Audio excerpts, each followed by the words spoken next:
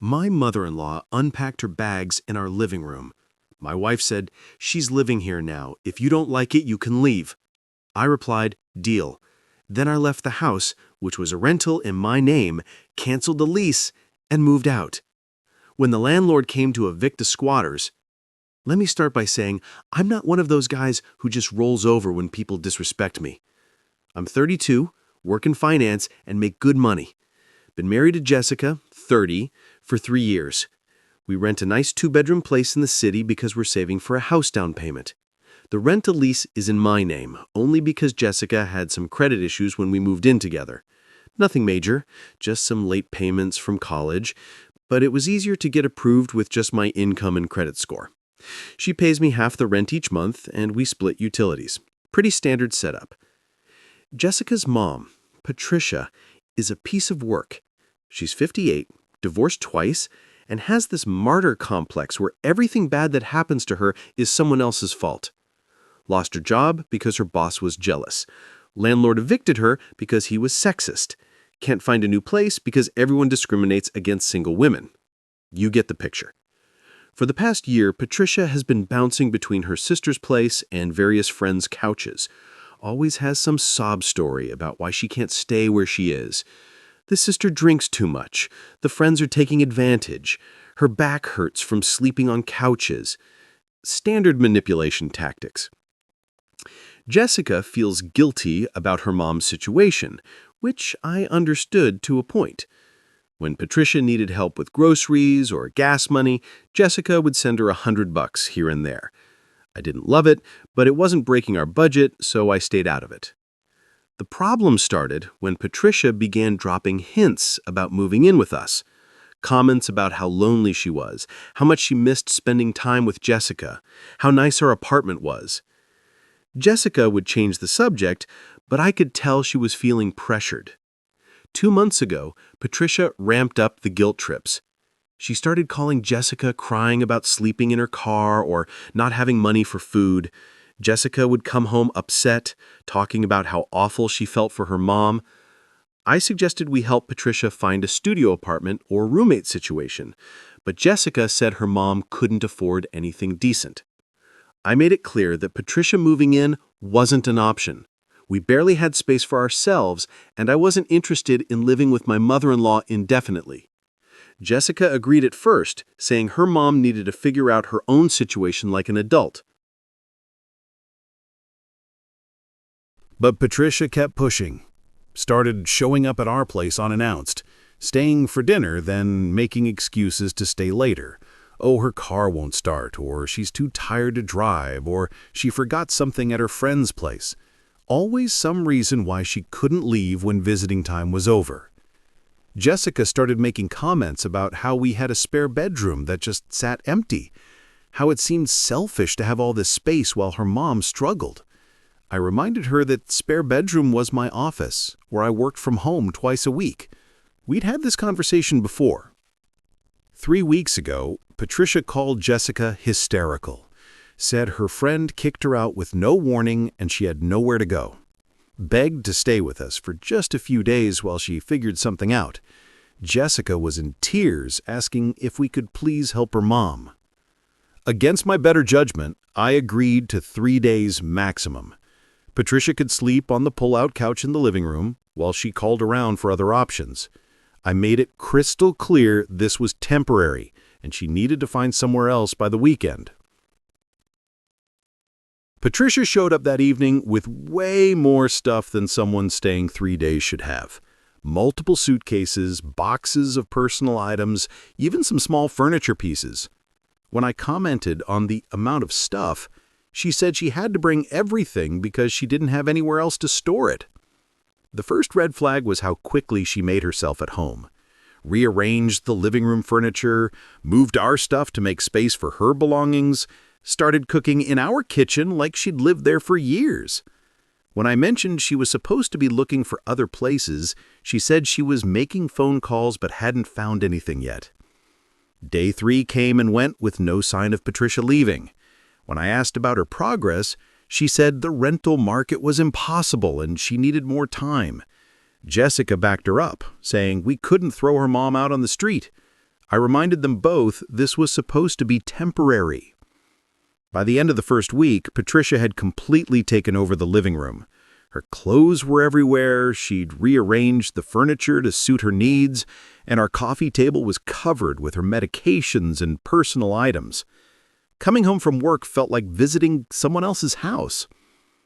Patricia also started acting like she lived there permanently, commented on what I was eating, criticized how I loaded the dishwasher, told Jessica I was watching TV too loud.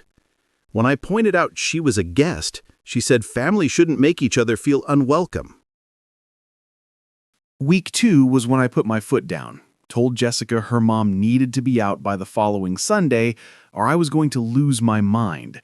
The constant presence of another person in our small space was driving me crazy, and Patricia's attitude was getting worse daily.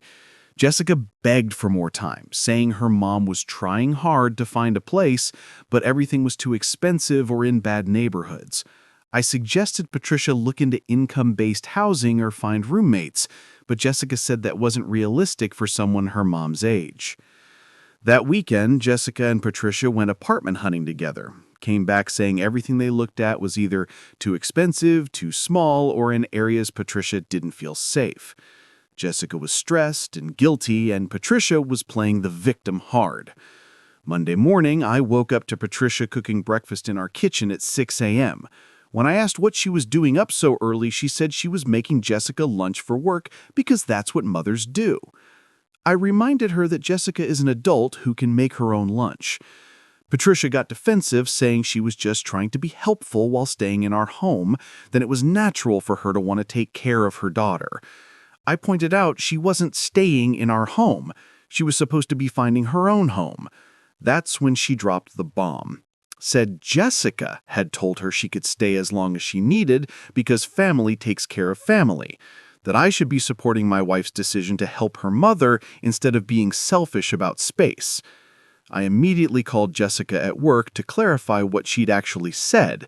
Jessica admitted she'd told her mom she could stay longer, but claimed she thought I was okay with it since I hadn't said anything for 2 weeks. I reminded her I'd been asking about Patricia leaving literally every day. We had a huge fight that night. Jessica accused me of being heartless and not understanding family loyalty.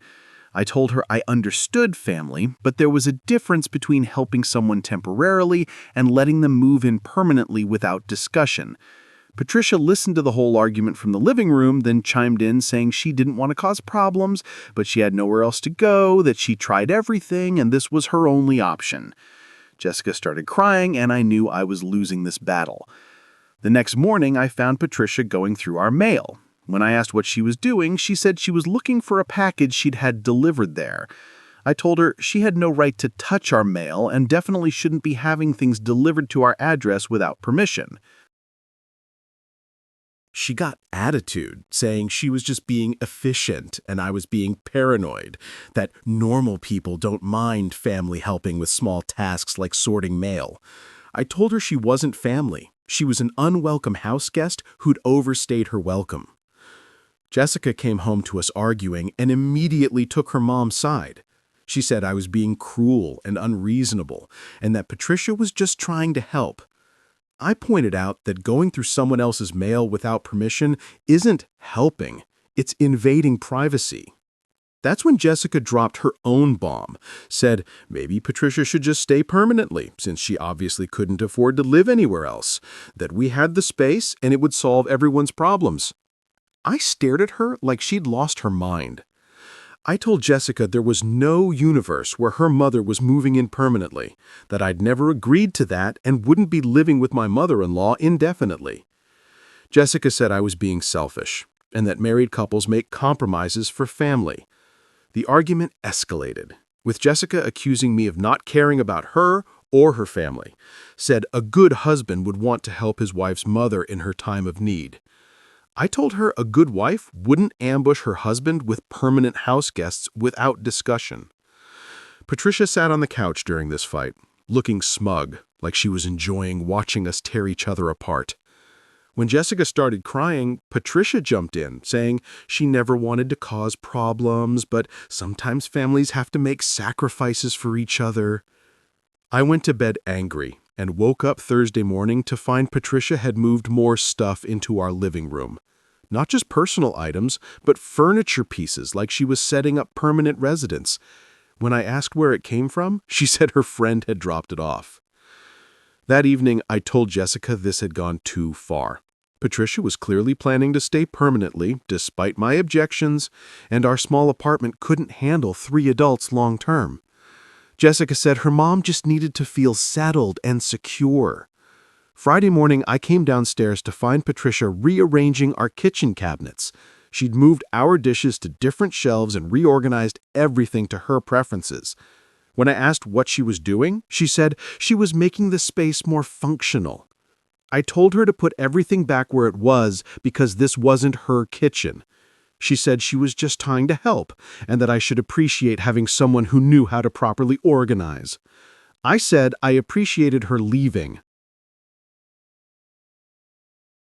Jessica came home to find me putting everything back where it belonged, while Patricia complained about me being controlling. Jessica asked what happened, and Patricia made it sound like I'd attacked her for trying to be helpful around the house. That's when Jessica said something that changed everything. She looked me in the eye and said, "Mom is staying here now. She has nowhere else to go, and this is what families do. If you can't handle that, then maybe you should find somewhere else to live." I couldn't believe what I was hearing. My wife of 3 years was essentially choosing her manipulative mother over me and telling me to leave my own home. The home I paid for, the lease I signed, the place I'd lived for 2 years before Patricia showed up. I looked at both of them, standing there, waiting for me to back down and apologize. Patricia with her smug expression like she'd finally won. Jessica with her arms crossed like she was daring me to argue. Both of them clearly expecting me to cave and accept this ridiculous situation. Instead, I said, "Deal." The look of shock on their faces was priceless. Jessica started backtracking, saying she didn't mean it like that and we needed to talk this through. Patricia looked less smug and more concerned, like maybe this wasn't going according to her plan. I told Jessica she'd made her choice clear and I was respecting it, went upstairs and started packing my clothes and important documents. Jessica followed me, begging me to calm down and discuss this rationally. I said there was nothing to discuss. I called my buddy Mike, who has a spare room, and asked if I could crash there for a few weeks.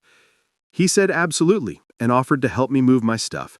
I told him I'd be there in a couple hours with just the essentials. While I was packing, Jessica was crying and asking how I could just abandon our marriage over a housing situation. I told her she'd already abandoned our marriage when she chose her mother over her husband, that she'd made it clear where I ranked in her priorities. Patricia tried to play peacemaker, suddenly saying maybe they could find another solution, that she didn't want to break up our marriage and could try harder to find her own place. Too little too late, lady. I finished packing and headed for the door. Jessica was sobbing, asking where I was going and when I'd be back. I told her I was going to Mike's place and would be back tomorrow to get the rest of my stuff. She begged me not to leave, but I was done. Spent the weekend at Mike's place thinking about my next moves.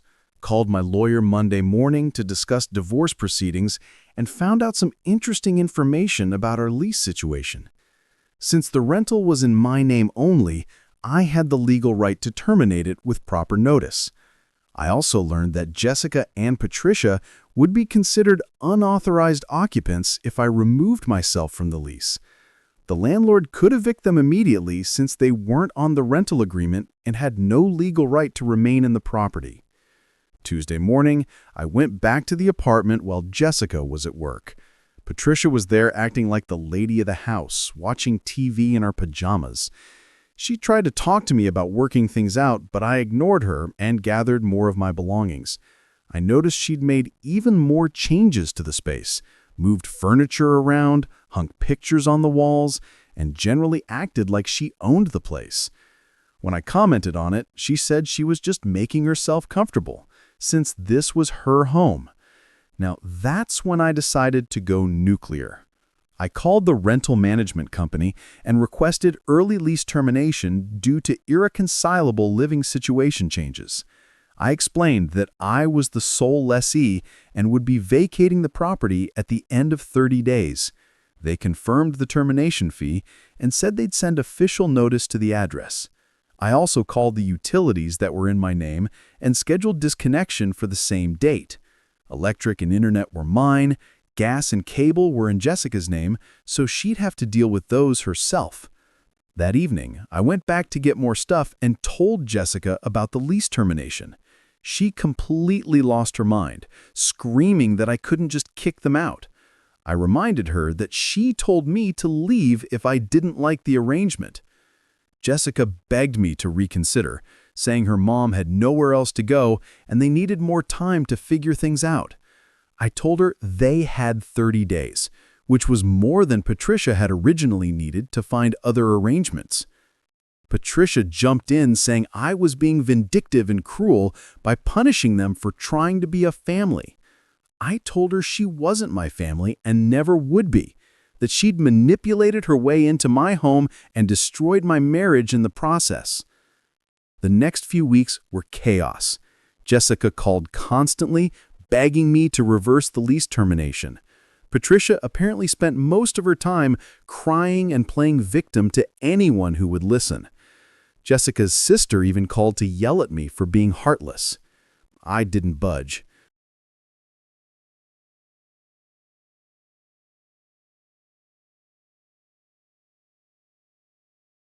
I found a nice one-bedroom place near my office and signed a lease in my name only, moved all my personal belongings and the furniture I'd brought to the relationship out of the old place while they were both at work, left them with Jessica's furniture and the 30-day notice.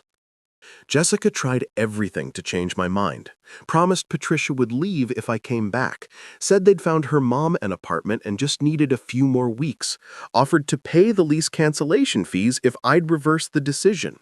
I told her it was too late. The landlord confirmed Jessica and Patricia had tried to add their names to the lease but couldn't qualify without me as the primary tenant. They also couldn't afford the rent on Jessica's salary alone, even if they'd been approved. Day 30 arrived, and the landlord served them with a notice to quit the premises within 3 days. When they couldn't provide a new lease or proof of tenancy rights, they had to vacate. Jessica called me hysterical, saying they were being forced out and had nowhere to go. I reminded her that Patricia was supposedly great at finding places to stay on short notice. Turns out Patricia's friend network dried up pretty quickly when she needed long-term housing instead of just sympathy visits. Amazing how many people suddenly didn't have space when she needed to move her stuff in permanently. Jessica ended up moving back with her sister temporarily, while Patricia went to stay with her other daughter in a different state. The marriage was obviously over, and I contacted a divorce lawyer the following week. The whole thing cost me about $3,000 in early lease termination fees and moving expenses, but it was worth every penny to escape that nightmare. Jessica tried to claim I'd abandoned her, but legally I'd given proper notice and followed all lease requirements.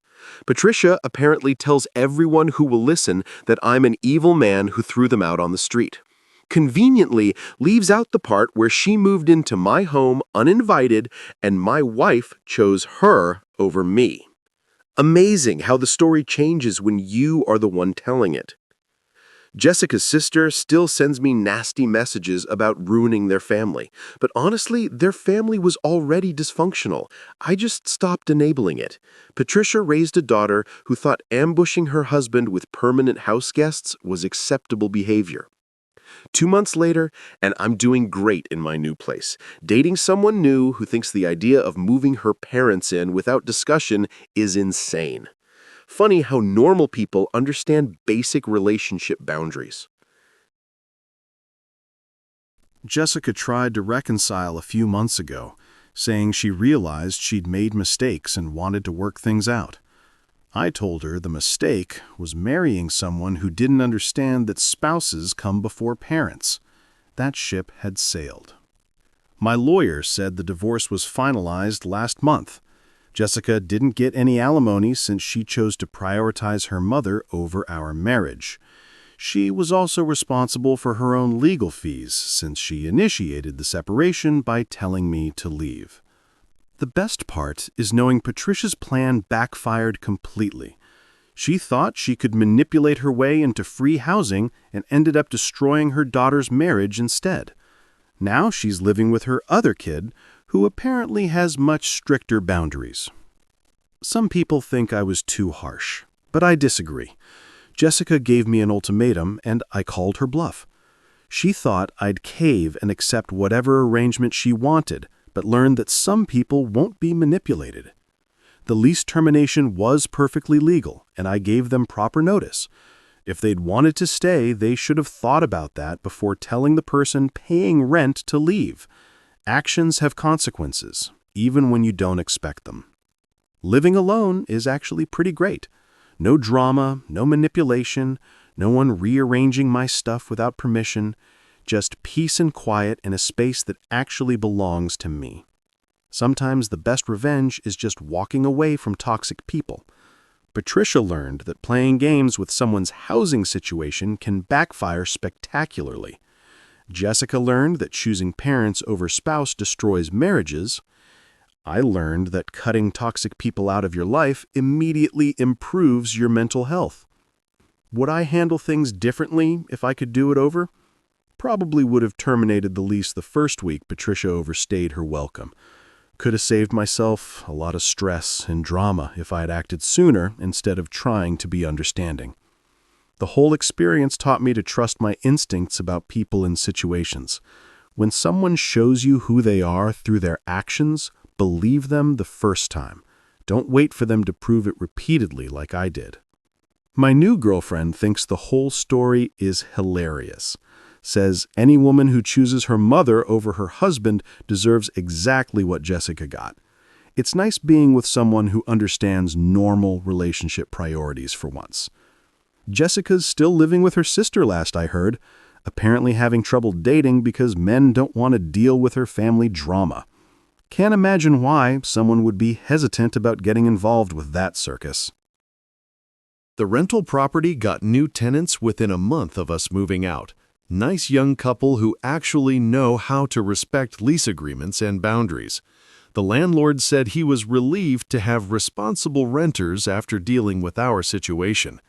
Patricia occasionally tries to friend me on social media, which I ignore and block immediately. Some people never learn that burning bridges has permanent consequences. She made her choice to destroy my marriage and now lives with the results. Best decision I ever made was walking away from that toxic situation instead of trying to fix people who didn't want to be fixed. Sometimes the only winning move is not to play the game at all.